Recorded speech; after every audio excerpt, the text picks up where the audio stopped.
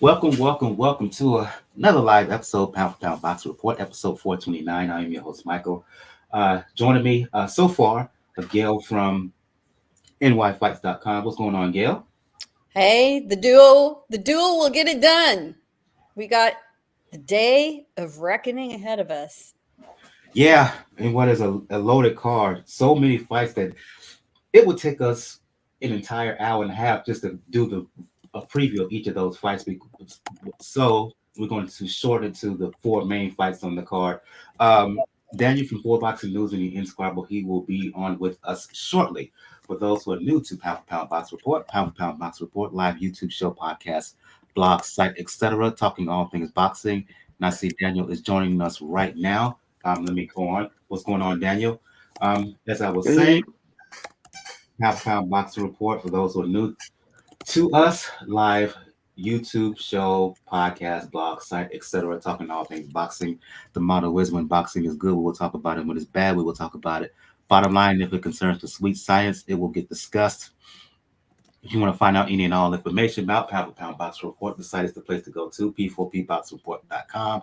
On the site, you will find links to where to check us out on various social media platforms, the links to the YouTube channel, links to pages on uh, Facebook, Twitter, Instagram.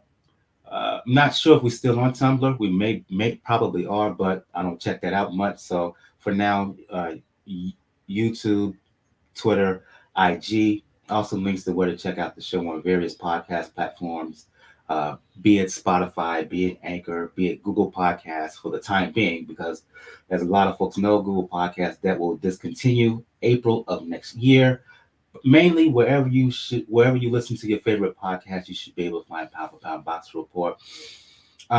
If you're in the holiday spirit and want to shoot us some coin, want to donate, let donation be the best nation. Cash Me and PayPal donation links there. Um, we will greatly benefit from it. Wouldn't matter if it's $1, $2, $5. It'll help the overall production behind the scenes. Last but certainly not least, as with smack dab in the holiday season, we are in the week of Christmas. Well, not in the week of Christmas. We're edging closer and closer to Christmas, which will be the beginning of next week. If you're looking to get your body right for the holidays, kind of starve off some of the excess pounds from eating all the holiday goodies, please check out the link to BODI, Body, formerly known as Beach Body On Demand. Programs for all suitable fitness interests and goals. If you're looking for weightlifting, um, please to a weightlifting program. Please check out programs like Lift 4, Lift More, Body Beast. If you're looking for CrossFit, HIIT, hardcore functional style workout, check out programs like 645, um, 6 weeks of the work, etc. If you're looking to get your workout done in the morning and looking for a morning specific program, check out Morning Meltdown. If you are into yoga, if you're into Pilates, uh, specific programs are centered around that.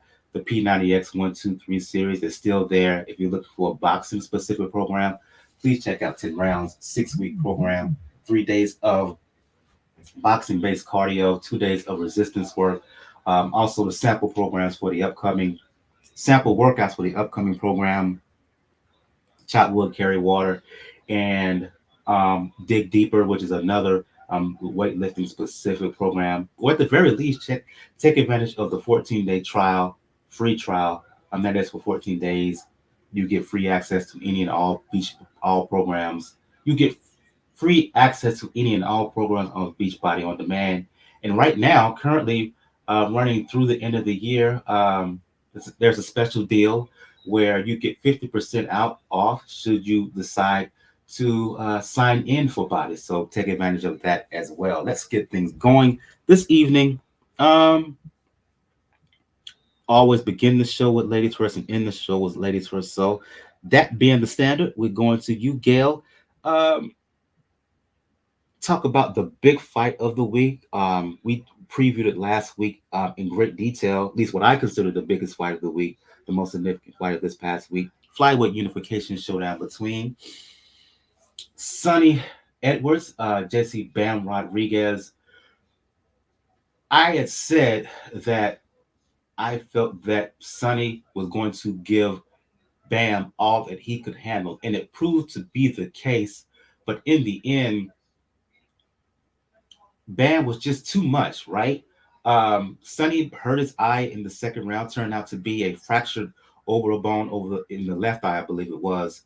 Uh, and he was right there um, up into the midpoint of the fight. But in my opinion, Gil, it was like something clicked in Bam's head that once he made Sonny fight and figured out he could walk through the punches, he had a little wry smile on his face. He knew he had him at that moment in the middle rounds. He just basically walked and chopped and beat him down. Beautiful left hand in the 11th round put Sonny down, and that was it. Just an outstanding fight. Sonny, I mentioned Sonny gave him all he could. Outstanding contest, Gail. Clear candidate for 2023 Fight of the Year. It was a good fight. I wouldn't put it up in the Fight of the Year category because, frankly, I didn't think Edwards gave Bam that much of a fight. And, the cards were quite a bit ahead at the time and the fight ended. I felt personally it was a little bit closer than that. Yeah, I didn't see it. And if you looked at the two fighters after the fight, one with a completely destroyed face and a broken orbital bone, and another guy who looked like he could have put on a jacket and gone into any nice restaurant in town without a mark on his face, that really did tell the story of the fight. It was always my opinion, and we could roll back and hear the last episode, Pound for Pound Boxing Report, that I didn't see Edwards having enough power to ever threaten Bam. Those picking Sonny felt his boxing skills would make him too elusive for Bam to fight. But the bottom line was Bam had so little fear of what was coming back at him, he went right after him. The mistake that Edwards made was either letting him do it or being unable to get away from him. I don't know why he didn't try, or perhaps he was doing his best and realized he had a buzzsaw coming at him. And if he had any hope of racking up rounds on the scorecards, he was going to need to engage. And it turned out to be a big mistake. Bam absolutely made him pay for all the trash talk leading up to the fight, of which Edwards is a master. And I'm not saying I didn't enjoy it, but Bam looked great. He looked fine at the weight. There's a lot of people expressing concerns about weight cut. I didn't see it. And Edwards got a real thrashing, which completely invigorated that division, with the possibility of fights that could be made after. Edwards is still going to return home with plenty of good fights to be had. He is a much liked fighter in the UK. He's got tons of fans. Credit to him for coming to the United States, facing Rodriguez essentially on his turf in Glendale, Arizona, and for crediting Bam after the fight for a terrific performance. And that is what a champion does, win or lose. So credit to Edwards. As an aside here, I've never understood why a fighter who's beaten trashes the guy who's beaten him. Well, didn't you just bring down the skill level of the guy that just beat you and make yourself look even worse in the process? Yes, you do. When you acknowledge somebody had the tools, the skills, and the right game plan to beat you, you're complimenting them, but you're also telling them you had to be on point to be able to beat me. So good for Edwards. Hopefully he will heal quickly. I'm glad that he got medical attention fairly quickly.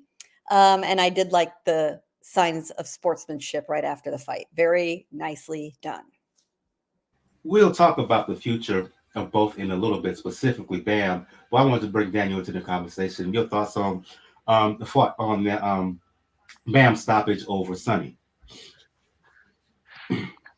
What I was very surprised when I was looking into the fight, because this is pretty much one of Sonny Edwards' most known skill sets. I was really surprised in how little lateral movement he was using in this fight, because that's normally one of his best weapons, the lateral movement. making his opponent trying to miss where he can land his shots.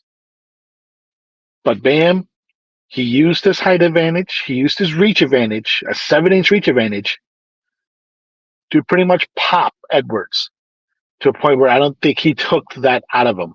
And I give full credit to Edwards. He gave about as good as he could have against somebody like Bam, who established a jab early on, because he landed some good inside shots and even caught. I forgot, was it probably the fourth or fifth round? He caught Bam a little bit showboating and cracked him as a bit of a warning, saying not to do it again. But by that point of the fight, Bam already realized that Edwards did not have the power to really hurt him or really deter him from going in and start landing more effectively with the jab, more effective left hook landing to the body, which is what pretty much broke down Sonny Edwards into the fight. And you just saw the look in Sonny Edwards' face once he got knocked down. First of all, I'll give credit to the DAZN team. They made it a point to say that he did go down face first. And you could tell that Sonny Edwards, his body probably wanted to fight, but his mind was already on the flight back to UK. And luckily for his team, they recognized it enough where they said, we're not going to send you on to another round. There's really no point to it. And I give props. I agree with you. I give props because Sonny Edwards not only congratulated Bam afterwards, did the customary congratulations going to the locker room afterwards, but he did something that a lot of fighters don't really do in this day and age when they engage social media, which is congratulate Bam and acknowledge Bam on social media. It was a simple post. He just said, man, Bam beat my ass. And that's something good to see, because he did do a lot of jawing, a lot of trash talking to get into this fight. And I give him full credit for at least making an effort and going in there and trying to challenge Bam. But at this point, Bam was younger, faster, longer reach. And like I mentioned last week, had a point to prove after some of his past performances weren't to the standard that we held him ever since he beat Quadras.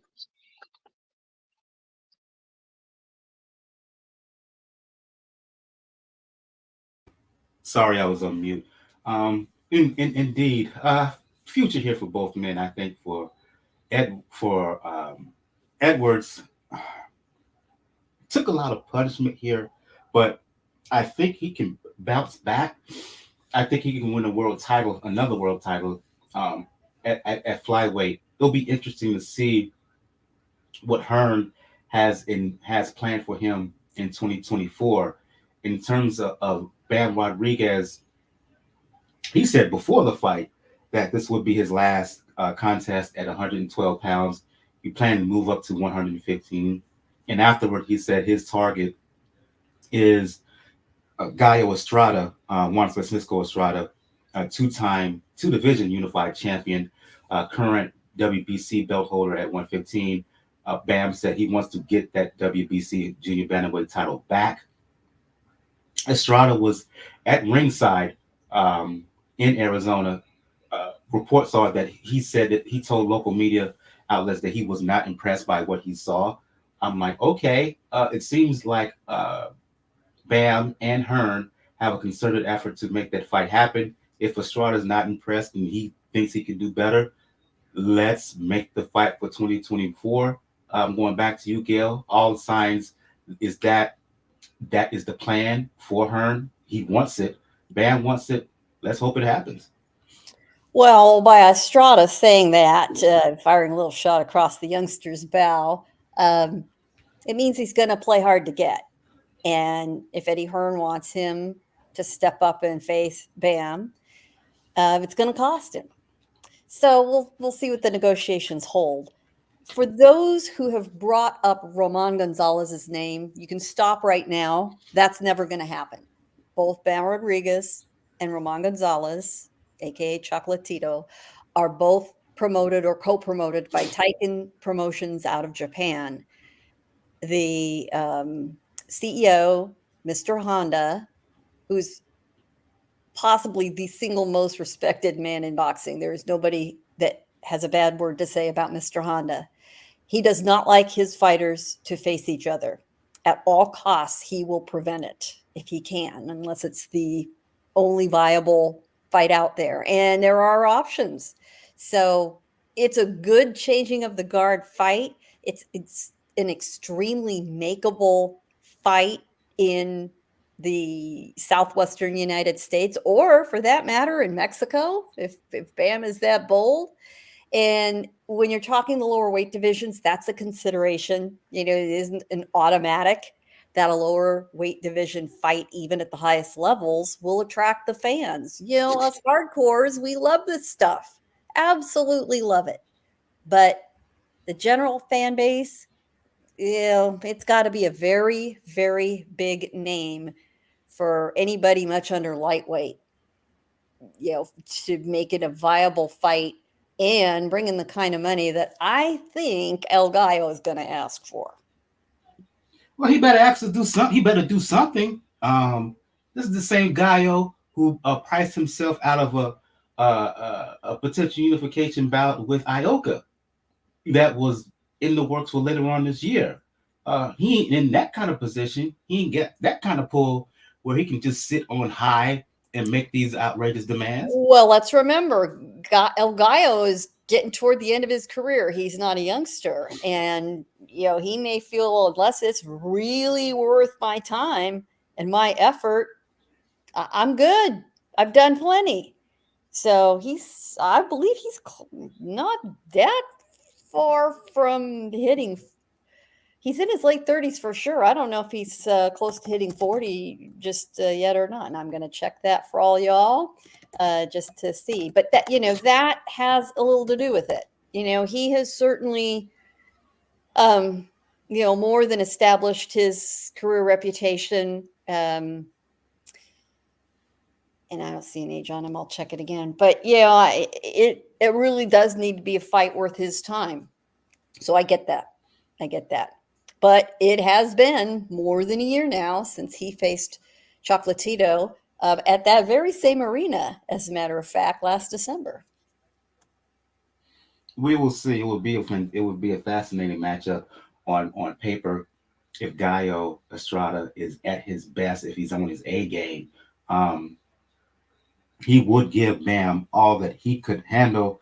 I just want to see the fight. I think that Hearn has would offer him the kind of cash that would make it a reality.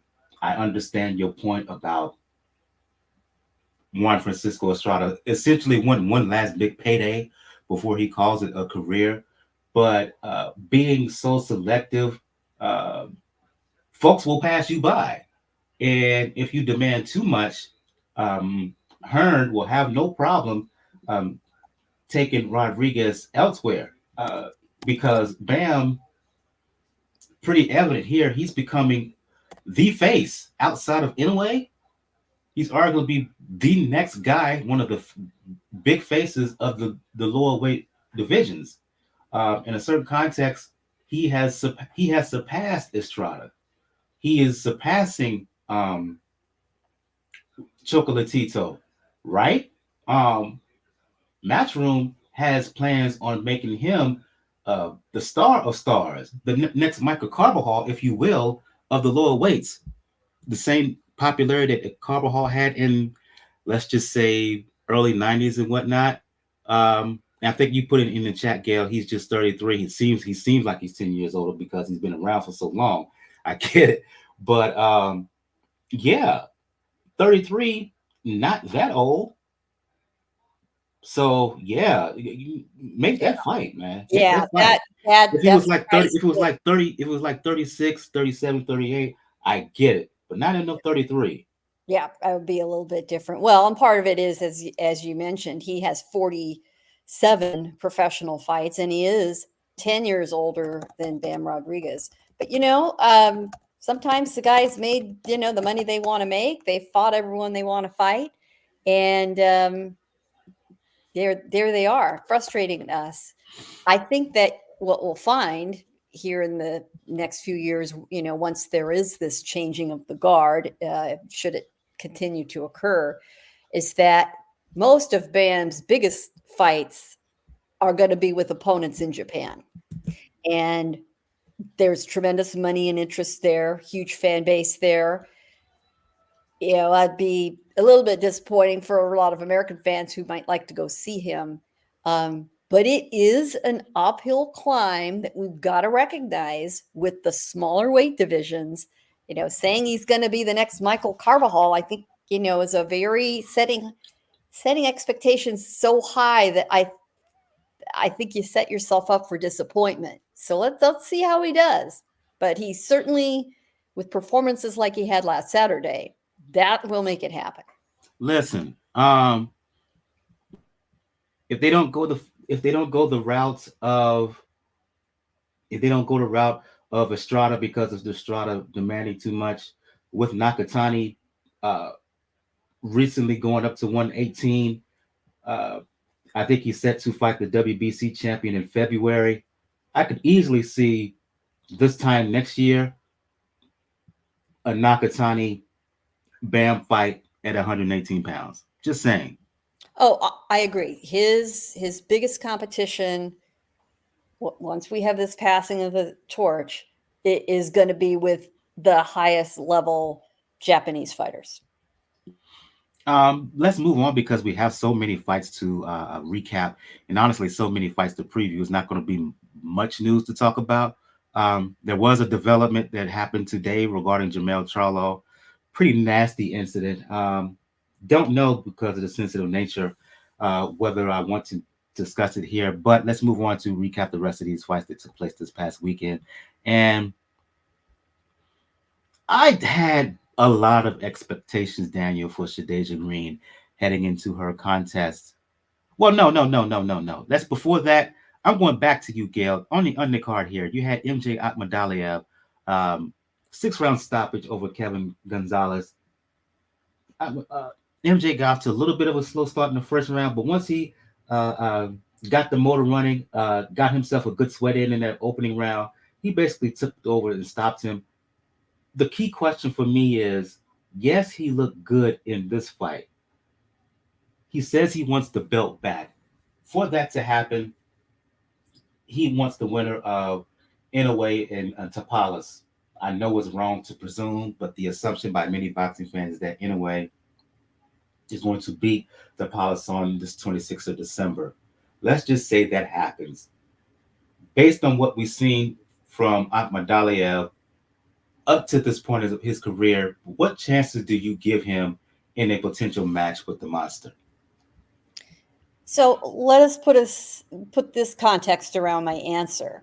I would answer this with virtually anybody facing Naoya Inoue at this point of his career, even guys who are extremely skilled, like Akhmadaliev is. He is an incredibly good fighter, but Inoue is otherworldly, outclasses everybody, is a machine, is the hardest puncher in boxing, pound for pound. Yeah, I'm including Deontay Wilder in that. He flattens anybody. Who thinks that Marlon Tapalas is going to last more than a handful of rounds against him, once Inoue gets bored? That's it. I think Akhmadaliev will give him a good fight as much as possible, and probably as much as any opponent not named Nonito Donaire, and he's going to lose. I mean, that's the surest bet in boxing at this point. It's still an aspirational fight for him. It's great money if he's willing to go to Japan. It's the highest level fight he can get. Good for him if he wants to take it and give it a shot. But seriously, is anybody within the sound of my voice inclined to bet on him? If you say yes, you're lying. I'll just be polite here and say I agree. I agree on that fight between Inoue and Tapales. Again, that's going to happen December 26th in Japan. The day after Christmas is going to be on ESPN Plus. Going back to more fights that took place, Daniel, I had high expectations for Shadasia Green heading into her fight with Franchon Crews-Dezurn for the vacant WBC and WBA interim belts at 168 pounds. I first off want to give Crews-Dezurn her credit. She won by unanimous decision.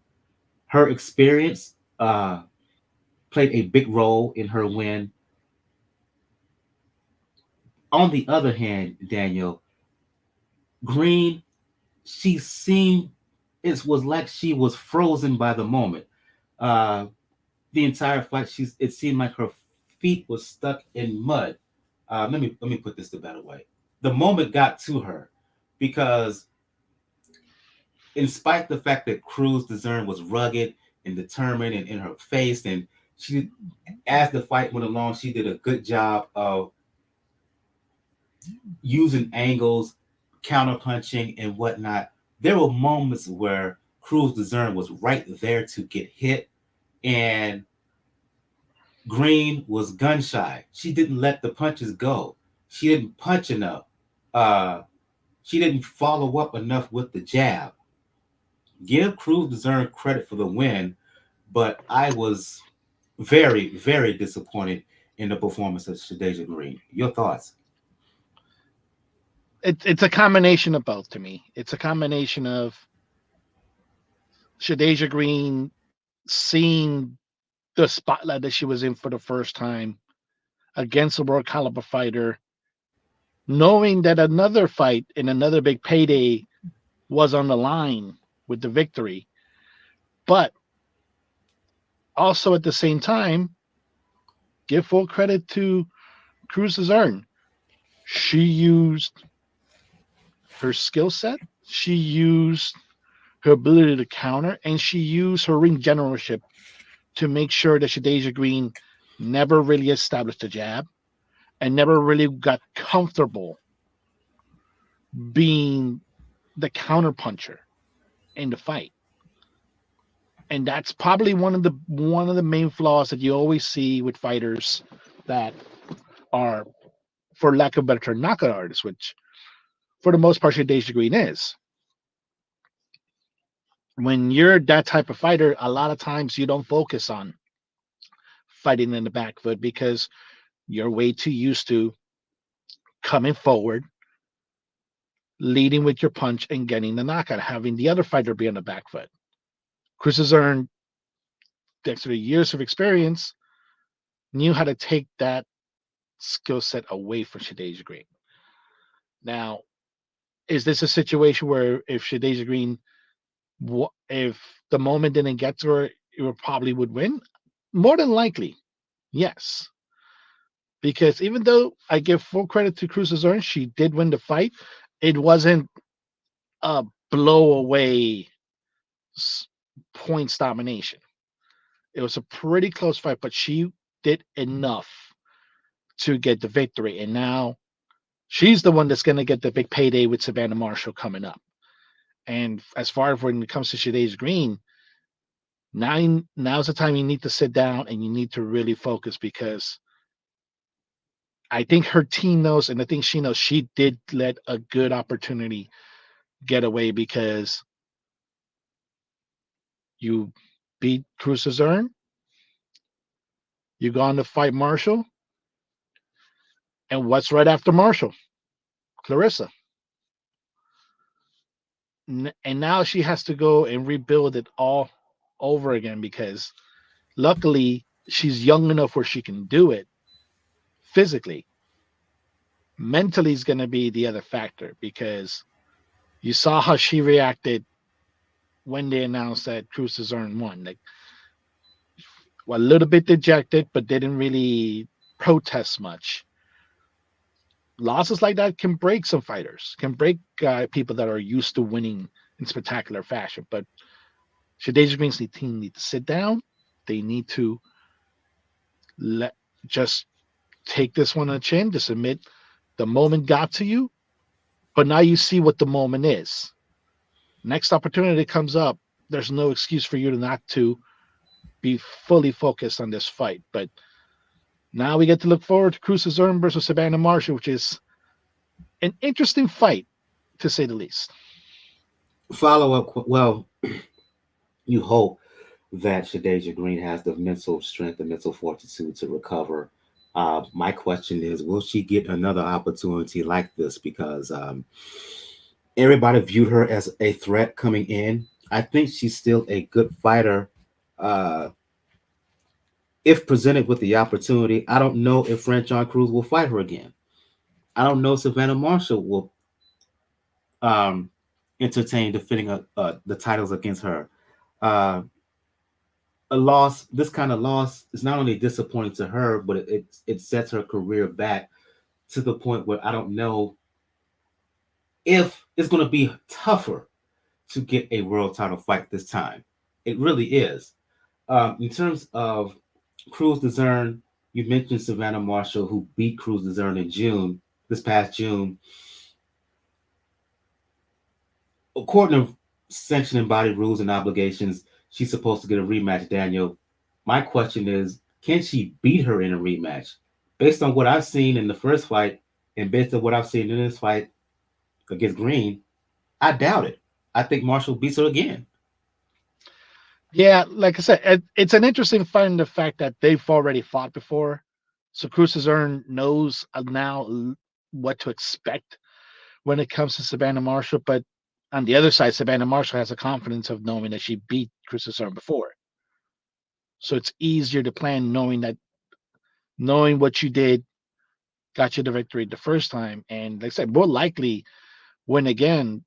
And I can agree with you in that fact that a victory, or sorry, a loss like this can affect Shadasia Green as far as getting fights, but at the same time, it can also help her because maybe then Savannah Marshall sees her as being more vulnerable and then maybe more less of a risk than if she would have blitzed Crews-Dezurn and gotten the first round knockout. So sometimes it helps you to lose in a way where it's not like you lost in an emphatic knockout. You lost to a fighter that has more experience, knows a little bit more tricks of the trade than you do at this stage, and it was your first time on that big stage. But like I said, whenever she gets it again, because let's face it, 160, 168 when it comes to the women is not exactly a deep pool of talent. So she very likely will get a good opportunity again, but this time Shadasia Green should be definitely be ready to take advantage of it. Right. Let's move on to some other fights here, and move to from that fight in Florida. Let's move to kind of what's become Gail the adopted hometown of a WBA regular 168-pound champion David Morrell, and that is Minneapolis, Minnesota. Um, what can you say about his fight against Agbeko? Easy work. Stopped him in the second round. Look, I know we've talked a lot about Benavidez at 168 pounds and his desire to fight Canelo, but as you venture these boxing streets and these boxing social media platforms, um, as much as people like to say, myself included, that Canelo really doesn't want any part of uh, Benavidez, there are some who are saying that in in response that Benavidez doesn't want any part of Morrell, who has called him out. There's been back and forth in terms of attempts to make this fight earlier this year, depending on who you believe. One person said they turned it down, another person said that wasn't the case. But the bottom line is, my main question is Morrell Gale, not Benavidez, the true boogeyman of the super middleweight division? Because based on what we've seen so far, man, he looks excellent. Man, he looks excellent. And he's right up there with Benavidez and Canelo in terms of talent, in terms of ability. I could see a scenario where Morrell could beat either of those guys. They're all very competitive. I don't think I'd apply the boogeyman word to any of them at this point because in Morrell's case, he has fought limited opposition. So there is that. Does he look like he has the tools? Yes, he absolutely does. And with the Cuban amateur background giving him that foundational skill set, that's a huge plus for him. But he also has that layer of aggression and power that is necessary in the pro ranks to become a true star. He's learning English fast, and you called Minnesota his kind of adopted, kind of hometown. Oh, it's his hometown now, and he is very at home there. He sells out the Armory. No, it's not a 10,000 seat venue, but to sell out that venue against whoever he stands in front of, that's an accomplishment. We just need to get them in the ring with each other. That is always boxing's challenge. And you're hearing a lot of different stories from a lot of different guys. Money plays a part. In Canelo's case, he's got far fewer fights in front of him than behind him. And he's going to pick and choose carefully because he's thinking legacy at this point. Risk versus reward, probably more than the other two. Well, certainly more than the other two, probably more than Benavidez, and for sure more than Morrell. Morrell has the advantage of being the youngest of the three, although not that much younger. He's 25, Benavidez is 27, and Canelo's in his 30s. None of them need to be done yet, that's for sure.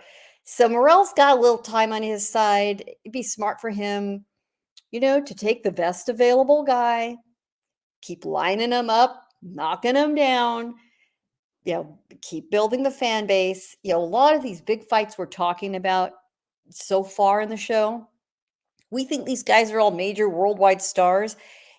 They could walk down the street and nobody would have a clue who they were. We have to recognize the level at which we're talking about these fights. Morrell is the B-side to these other guys for the foreseeable future, until he becomes much better known. Even Benavidez, he's the A-side when it comes to a Morrell fight, but he certainly is not when it comes to a Canelo fight from a business and a draw standpoint. And let's also bear in mind, there is a lot in flux with PBC ending its relationship with Showtime and Fox, Showtime ending its involvement in boxing completely. They're going to a platform which has never produced or presented boxing before. There's a lot of moving parts that anybody involved with the PBC universe has got to take into account. Where are these guys going? They're not going to do a card till March. What are they all going to do until then? Who else are they going to work with? Mark my words, you're going to see PBC fighters showing up on the undercards of other cards, filling them out, because I'm not sure how they're going to give their guys under that banner enough work if they don't start doing that quick. On the undercard, Daniel, you had the rematch between Chris Colbert and Jose Valenzuela. They fought earlier this year. Colbert won by a controversial decision. Many people felt that Valenzuela won and won handily. In the rematch, it wasn't good for Colbert. Valenzuela was in his face in the opening round. Colbert adjusted somewhat in rounds 2 through 5, but the power of Venezuela. Every time he hit Colbert with a solid shot, Colbert was moved by it. He finished him off with a beautiful picture perfect right hand that put Colbert down and out. O-U-T. He gets the revenge, Valenzuela, for Colbert. I just don't know where he goes from here. 130, 135. I don't see much success at him given this vicious knockout. His career, there's a giant question mark when it comes to Chris Colbert and the rest of his career. Yeah, this was definitely a revenge fight because you saw Valenzuela in the first fight. He did enough to win out, but it just fortunately one of those things where the house fighter gets the little bit of a benefit of the doubt, but he round one.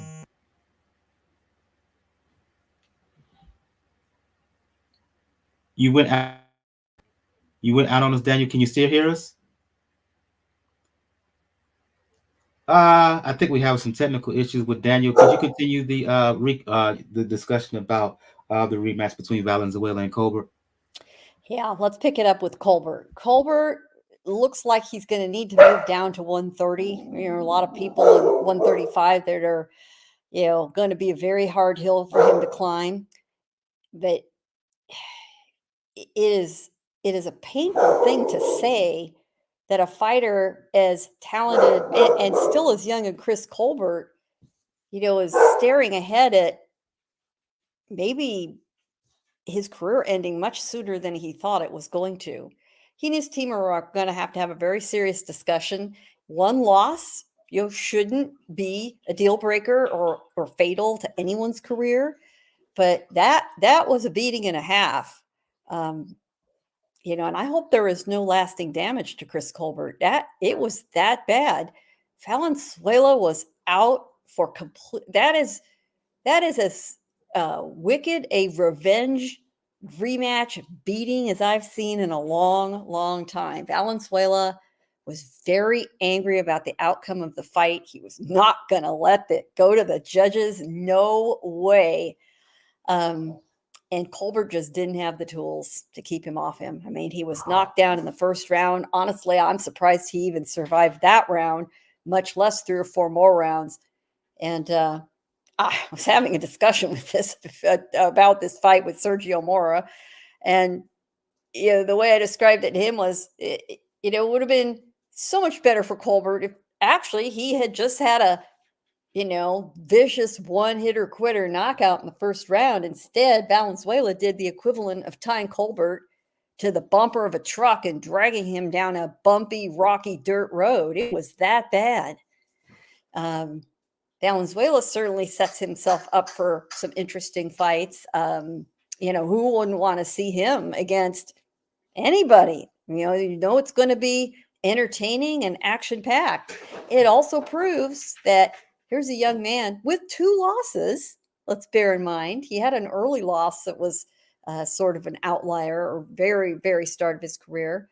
And those losses don't have to hold you back. Not when you can put on a performance that the fans enjoy. Before we move on to this final fight, in our recaps, a comment here from MJ is here in terms of the discussion we had on Crews-Dezurn and Shadasia Green. He says that based on what I saw, Shadasia is not ready for Marshall and definitely not Shields. I tend to agree with you. She has to perform better than what we saw in the fight with Green. Listen, Shields, say what people want about her, and we may talk. I found a topic we can talk about in the news. It involves Clarissa Shields. But say what you want about her, she's a hell of a fighter. The athleticism, the speed, she. How can I put this? Green in that fight with Crews-Dezurn, she had slow feet. There's no way with that lack of foot movement and that heavy footed, she would catch up to Shields, who would box circles around her. Too fast, too quick, too elusive. And Shields is a great combination puncher up and down. Marshall would be more in the pocket, more in her face. But the thing with Marshall is she has that length and she has those long arms. And she has an excellent lead stick. And I think she could match jabs with Green or even exceed jabs with Green. It could just pop her all night long. And there's some kick in that right hand and that left hook as well. Your thoughts on what MG had to say here, Gail?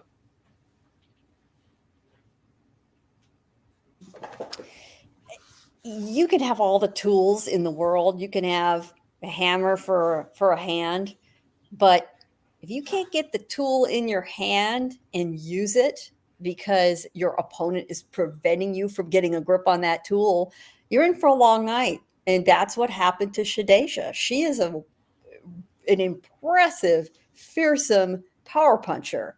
I wouldn't call her the female equivalent of Deontay Wilder, but that's along the lines She that didn't show herself to be the equivalent of Ann Wolf in that fight. No way. And it is less to me about Green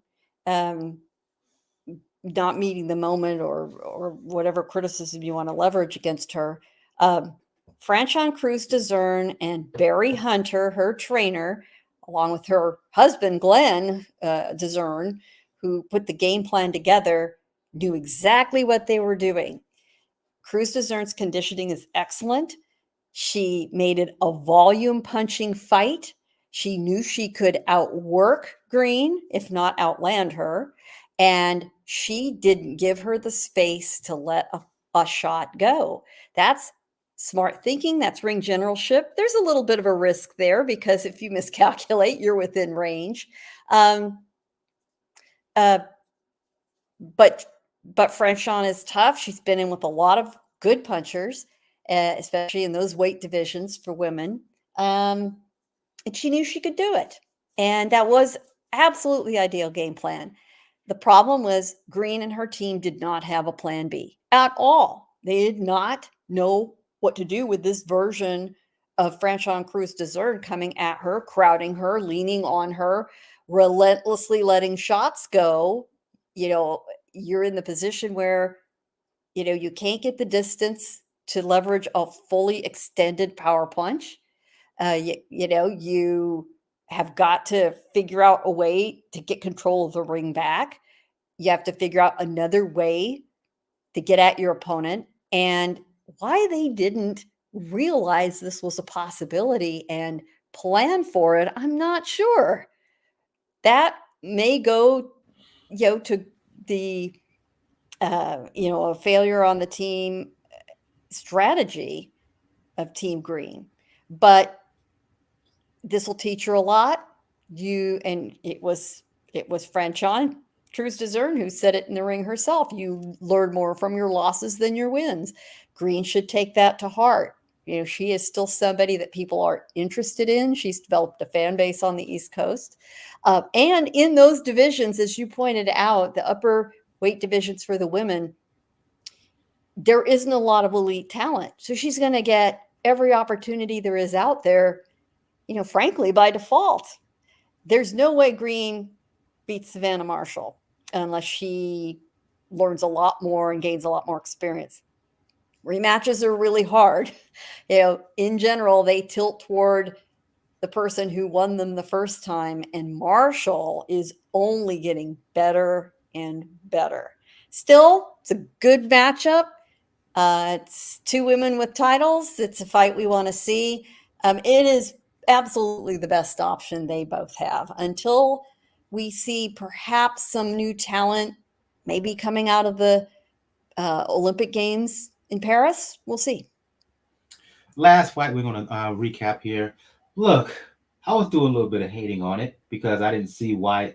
I saw no reason for it happening. But I must say that the fight between Robert Guerrero and Andre Berto turned out to be kind of entertaining, dare I say. Guerrero won. Should they fight again? No. But for what it was worth, given context is critical here. In the end, I wasn't mad about it, and they gave a decent show, Gail. Your reaction to this quickly. Was it high craft? No. Did they embarrass themselves? No, they did not.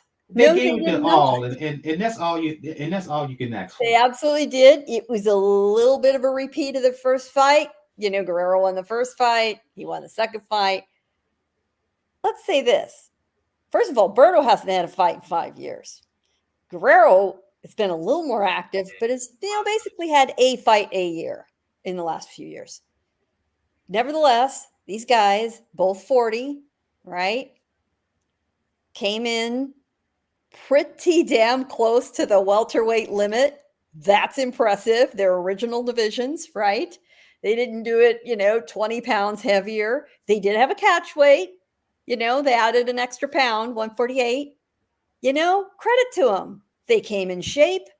They came in making a good effort. Yeah, at points there was a little bit of exhibition flavor to it, but you know what? I didn't hate it either. And through the last few days before the fight and the news conferences and the buildup, you got the feeling that Robert Guerrero and Andre Berto were completely in on this, having a good time. They were laughing about it. They were obviously very comfortable with each other. They were living their best life, and they're getting paid for it. Yeah, how can you hate that? Really? Right. Now, Robert Guerrero, somebody needs to, his father, Ruben, needs to tell him to just stop it about wanting to fight Boots Ennis. Come on, No, Robert, no, really? But no. you know what? If that was trolling to get us talking about him, good for you, Robert. That made me laugh. I mean, he was so fired up. Keep the Red Bull away from him for a while. He was just lit. Well, he's a little bit too old to be drinking Red Bull. He's a little bit too old to be talking about taking on Boots. But you know what? The adrenaline rush. He was back in the ring, back on the big stage, fighting on the last Showtime fight ever. And it was kind of a nice historical exclamation point. Fighters that had their heyday on Showtime for many, many years in many good fights, for a good decade plus. So yeah, as odd as it sounded when it got announced, when it actually came to pass, no, I didn't hate it. I'd seen them both in the ring and watched them ringside many, many, many times, and both good guys in the sport, with good teams and good families, and can't hate either of them getting a paycheck. Indeed. Let's move on to some news here. I mentioned Claressa Shields. Her name popped up. We talked about how can I put this? Well, for multiple reasons. One, there's video of her getting dropped in the sparring session. Didn't want to talk about that because to me that was just the silliness of it. The fact that they're showing, that folks out here showing footage, people getting knocked down in sparring sessions, that's kind of against protocol, against old school boxing protocol. But another news development, and that's regarding Shields, and that is Alicia Baumgartner, who, let's face it, likes to run her mouth a bit, never shies away from the mic. And she was interviewed, and she was talking about how she's itching to get back in the ring, and she listed numerous opponents, Chantel Cameron at 140. She mentioned Katie Taylor at 135. But another fighter she mentioned was the GWOAT, T-Rex Shields, at a catch weight of 147 pounds. Not only, Gail, did she say that she wants to fight her at a catch weight, she said that she would drop her. That popped off a series of back and forth exchanges between Shields and Baumgartner on social media. Baumgartner doubled down on her insistence that she thinks that she can drop Green. I'm not mad that she thinks that she can beat her, but I don't know. Is Baumgartner guilty of talking a wee bit too much here? Because, okay, you want to fight her, but does that mean you can beat her? No, I don't think so. Fighters talk, athletes talk, they talk all the time. I'm not inclined to give this much fuel or air. Baumgartner, to my knowledge, has still not cleared her name from her drug drug testing issues. And despite her insistence and that little posting that she took a sample and it came out negative, sorry to be the Yeah, bearer of I bad think news, she but needs that to proves be, nada. yeah, I think she needs to be, she's got to be cleared to fight and get that settled first. Second, Clarissa has been able to make 154, but it was a stretch. She did it. She says she can do it. She's not making 147. So this is empty discussion. And I'm kind of sorry that we're giving it this much attention as it is. But folks, at that a fight at 147 between the two of them, now I mean make sure you're paying attention, will not happen. And when Baumgartner returns to the ring, she has a date by sanctioning body obligations. Her next match is supposed to be against Delphine Persoon, former champion at 130 pounds. If Persoon is anywhere close to the fighter that we saw in her two matches with Taylor, I'm not sure if Baumgartner beats her because uh, sure, Elisa Baumgartner has a big punch. Sure, just to look at her, she's just fantastic shape, right? But she's never been in the ring who has the kind of pressure swarming style that Persoon will present her. She will be all over her like bad breath. And the thing about Baumgartner, as we all know, she fights in spurts. She never fights 3 minutes, a full three minutes, or in this case, 2 minutes, excuse me, of a full round. Persoon at her best is going to give Baumgartner holy hell. And I don't know if she will be able to pass that. But yeah, that was the news. And the other news, of course, this ugly incident involving Jermel Charlo. He was arrested over the weekend of assault, an incident. I think it was with his wife. Correct me if I'm wrong, Gail. Yeah, and boxing Twitter are having a way with this. Um, Charlo is getting roundly criticized as he should. Um, that's all I can say about this. If you want to add anything, by all means. If you want to move on to preview some fights here, I understand. What appears to be unfortunate, and we do not know exactly the context in which this discussion took place or was recorded or exactly who it was about. There is reportedly audio tape of Charlo talking about giving a woman a black eye and bragging about it. This needs to be addressed by law enforcement authorities who know what they're doing. It has to go through that process. It's not a good look. That's for damn sure. The Charlo brothers have really run into a lot of problems in their personal lives, and they need to get themselves straightened out. They need to ask for help. If that's the issue, their teams around them need to be very careful about enabling them. There was discussion today among quite a few people dismayed that, likely people are going to look the other way, that they're never going to be held accountable. Well, it happens that in a lot of sports, athletes, officials, others, abusers aren't held accountable. It's happened plenty. It will continue to happen. Um, Notoriety, celebrity, and the ability to make money for themselves and a lot of other people cause otherwise good folks to look the other way. I will say, though, right now, full disclosure, I know nothing about what is verified and what is not. It is a lot of gossip at this point. So, folks, I know a lot of everybody likes to run their mouth and consider rumors facts. be careful doing those kind of things. And I'm not just talking about this particular incident. This is the scourge of social media and, a very unfortunate thing about how we communicate with each other these days. I've heard the video. Sure enough, sounded like him. That's for doggone sure. It was on Twitter. It's since been But we do deleted, not know who he but was we do talking not about. know. But like I We said, don't you have a don't know clue who who. he was talking Right. about or when this occurred. We don't know the date of it.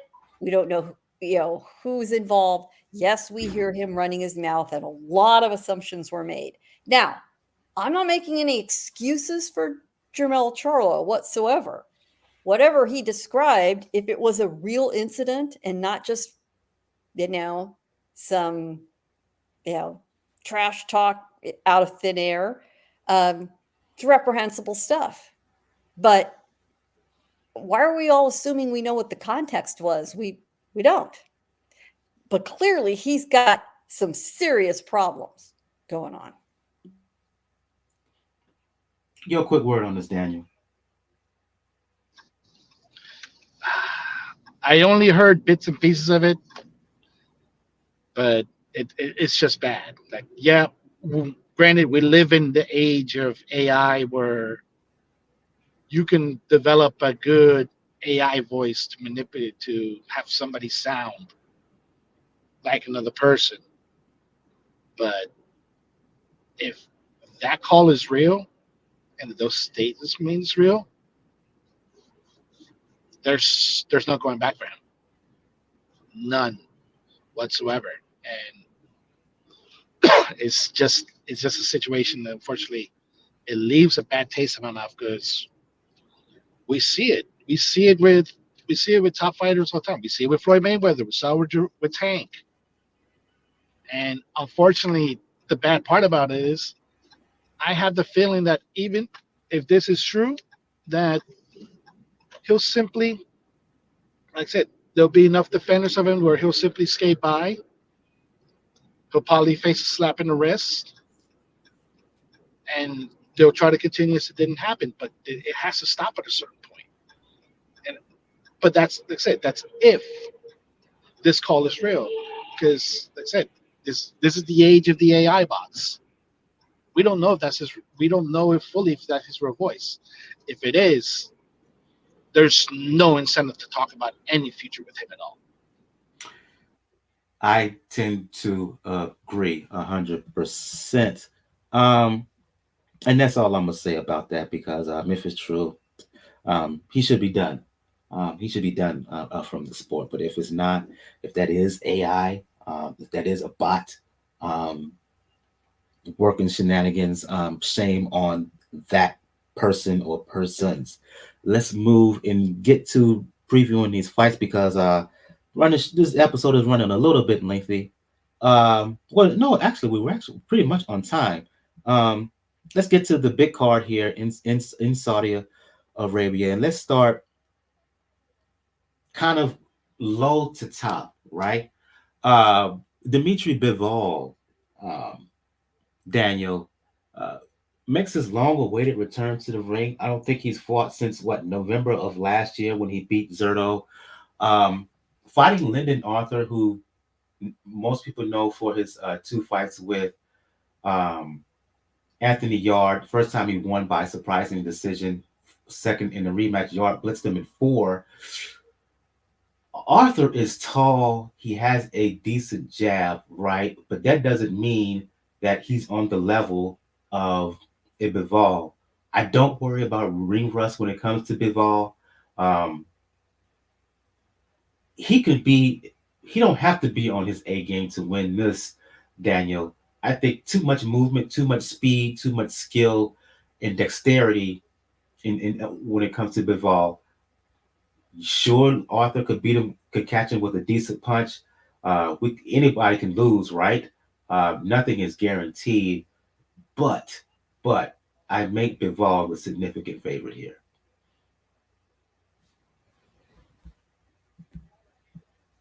Oh, and I see Daniel, he's disappeared with us again. So that those comments are to you, Gail.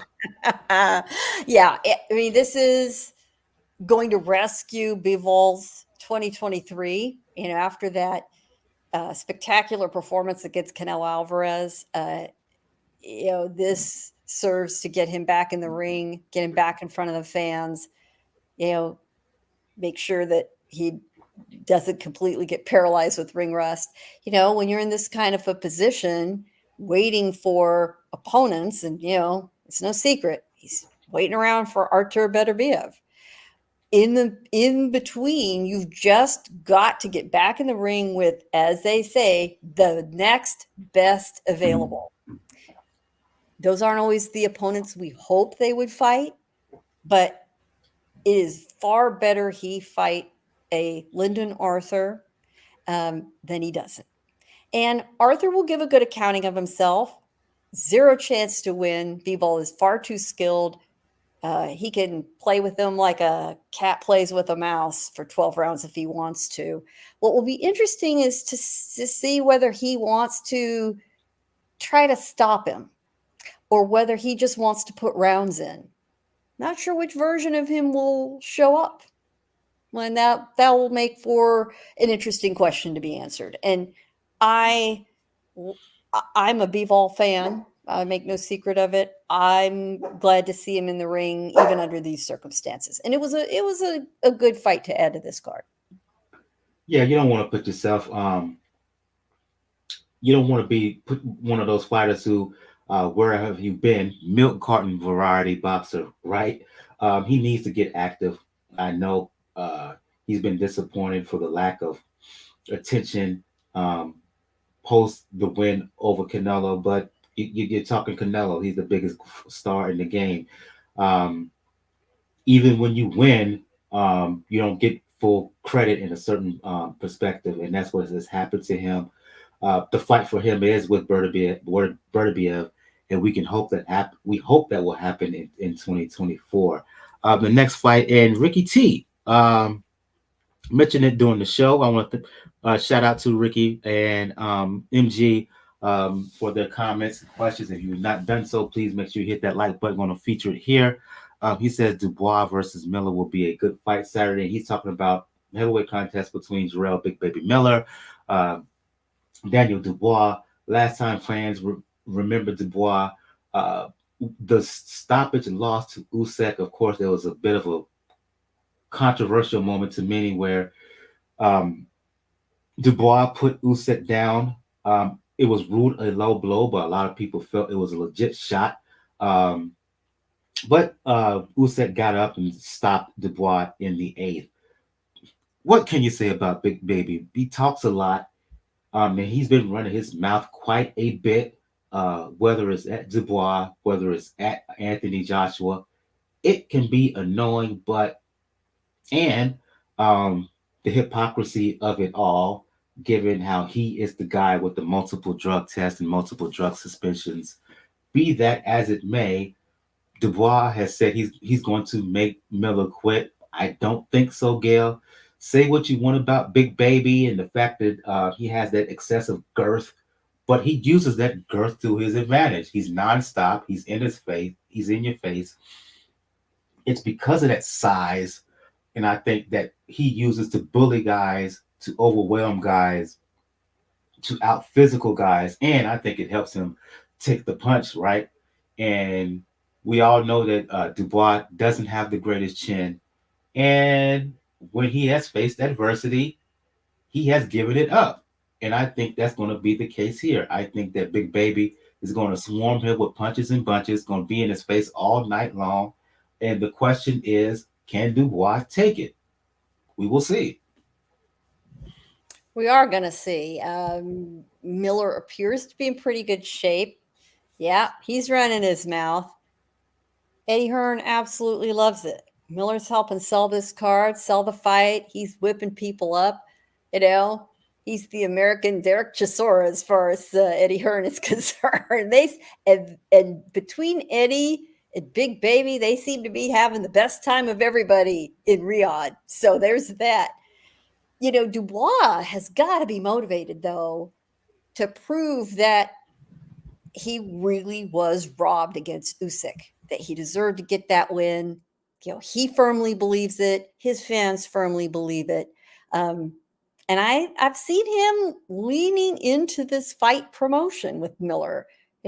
He's decided to clap back at him a little bit. I don't think he can match Miller's motor mouth rate. That's not possible. But and as much as I hate Miller, who's just about the worst drug cheat around in modern boxing, one of the worst, hate seeing him get this kind of opportunity.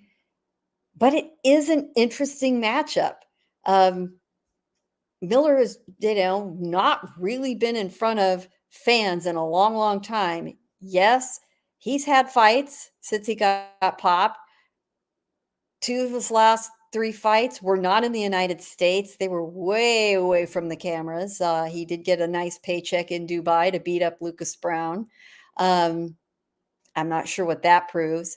His others were one fight on an undercard in Tennessee against a guy with a losing record, which was ridiculous, who he outweighed, by the way, almost 50 pounds.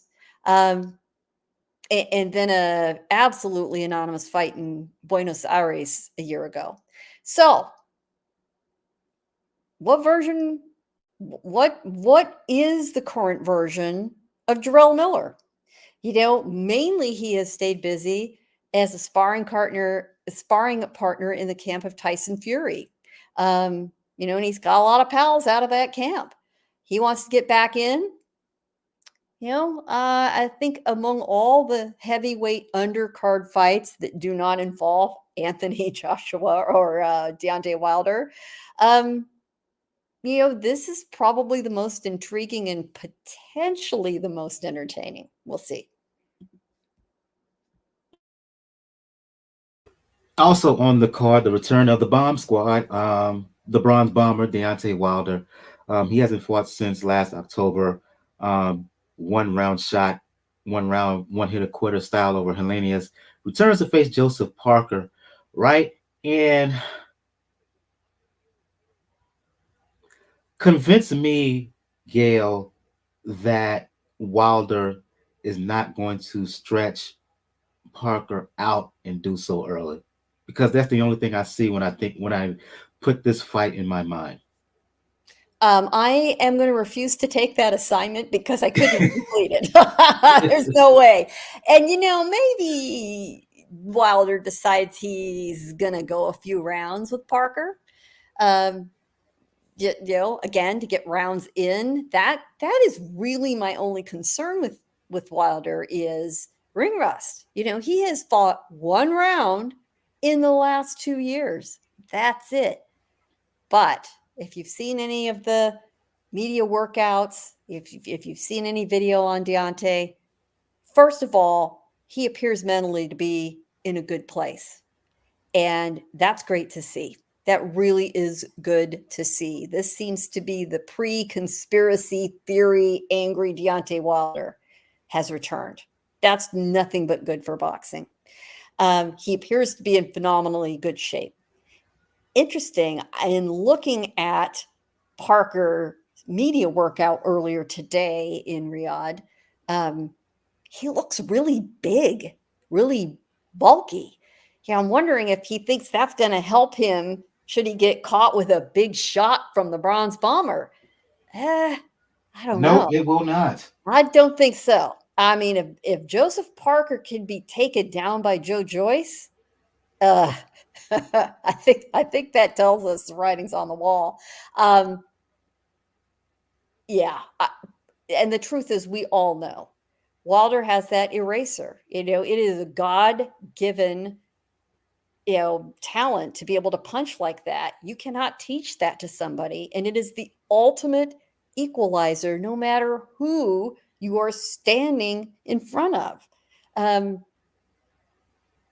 Wilder can be rusty and go several rounds not looking so great against Parker, but he changes the outcome of the fight with 1 punch. And he knows that is why people watch him. He knows that's why he is still a big name in the heavyweight division, and he likely will deliver it some way, somehow. Parker's not a bad fighter, but Parker can be beat. Parker can be hit. And he can be hurt. And he can be hurt. He really should have lost his fight years ago against Andy Ruiz Jr. So Parker will give it a good go. He's going to get a nice paycheck.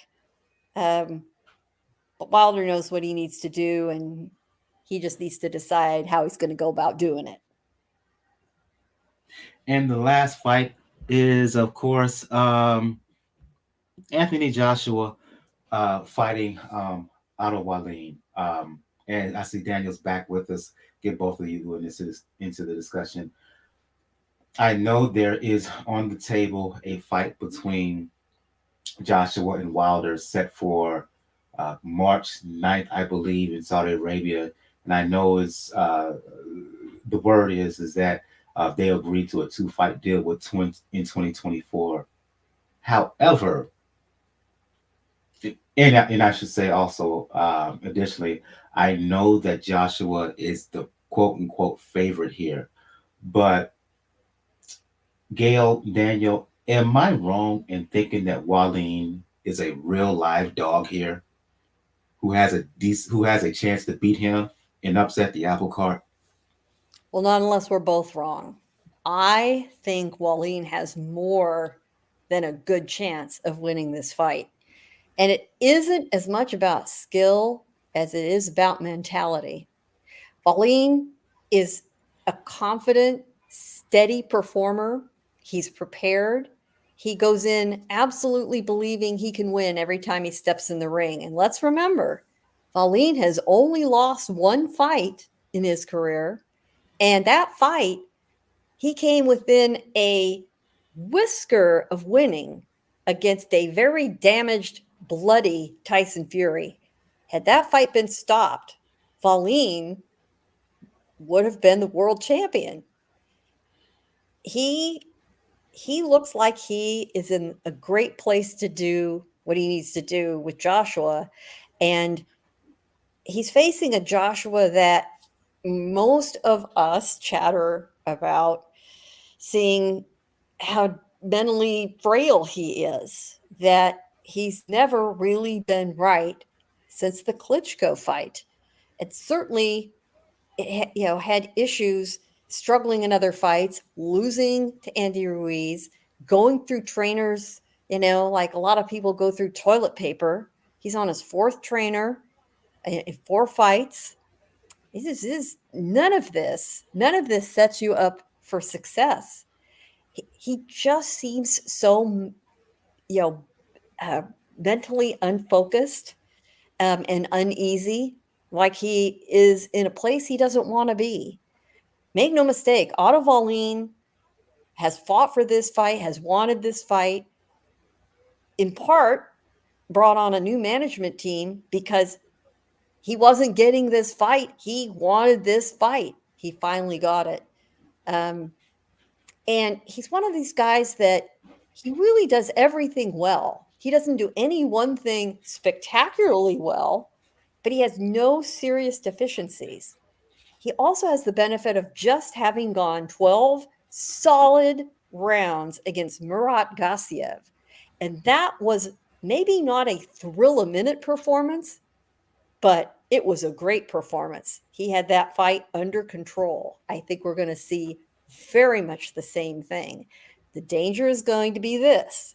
There is everyone's tendency when filling out those scorecards is going to be to give any close rounds to Anthony Joshua. It's a lot like Dmitry Bivol fighting Canelo Alvarez, or anybody where if it goes to the cards, they're, somebody's leaning on the cards in the other direction. So he has to go in with the mindset that if it goes to the judges, he really has to have won 10 rounds definitively to probably get a decision. And if we've got that narrow a set of scorecards and there's any controversy, it wouldn't surprise me one bit. Now, I'm going to also add this at the end. Should either Anthony Joshua or Deontay Wilder lose, I don't think that necessarily diminishes the matchup between the two of them. Would it be better if they both won? Well, of course. Hell yeah. Does the entire fight agreement fall apart if one of them loses? I don't necessarily think so. Because that is a fight a lot of fans, a lot of people around the world have been interested in seeing for a long, long time. And it needs to happen sooner rather than later. Because neither of them's getting any younger. And, you have to really question how much gas, how much desire to continue is left in Anthony Joshua's tank. He does not need the money. He needs to seriously think about his dedication to the sport and how motivated he is. It wouldn't surprise me if a Wilder fight and a rematch are his cash out fights in his mind. While you're with us, Daniel, your thoughts on this fight between Joshua and Wallin? If it was just on paper, and if it was just skill set for skill set, you would normally try to give the edge to Joshua. More polished. He has a better jab. A lot overall better pedigree of challengers compared to Wallin. But unfortunately, we don't know what Anthony Joshua we're going to get mentally at this stage. Are we going to get the Anthony Joshua that fell apart in the post-fight after losing the second time to Usyk? Are we going to get the Joshua that thinks he can rest on his laurels and almost loses against Jermaine Franklin? We don't know which Joshua we're going to get. A lot of British fans, I know, they're hoping that the Joshua that has the piston-like jab, that has the great right hand, that has the good footwork, that knows how to use the ring will show up. And in all honesty, if it was, like I said, if it was up to me, and if it was this, if I was the Saudis, I would have switched their opponents.